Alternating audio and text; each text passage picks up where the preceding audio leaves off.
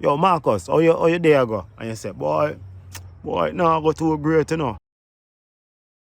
My fellow poetry lovers and Jamaicans.com. I know you don't like poetry, you know, but we have a reason for a second. Today we're going to talk about how's your day going? Because when our whole heap of people go to church and on Sundays when the pastor said, today is the day that God made, everyone said, yes, that's it. And for some reason, only on Sundays or the Sabbath, that's always the only perfect day. Because the other days like Monday when you go to work, and your boss has stressed you out. You say, boy, my day now I go good and you did this and you're not having the best of days and whatever. When I think about this, you know where you write this, it's like you blame God. Because today is the day that God made.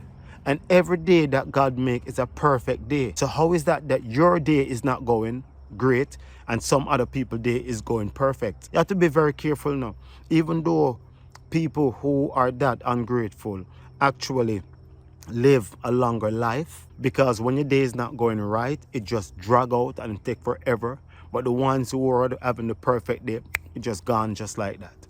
When you think about that, the thing about it, they're living a longer life in agony and pain and stress because they're never having that perfect day.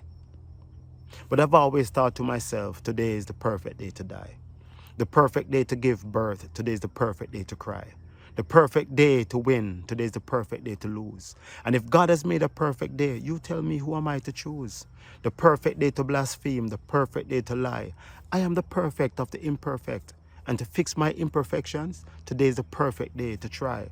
The perfect day to right my wrongs and the failures to retry. The perfect day to lose my wings, today is the perfect day to fly. The perfect day to end, the perfect day to begin. The perfect day to love, today is the perfect day to sin. The perfect day to take the blame, the perfect day to accuse. Because if God has made a perfect day, you tell me, who am I to choose? Now with that said, how's your day going?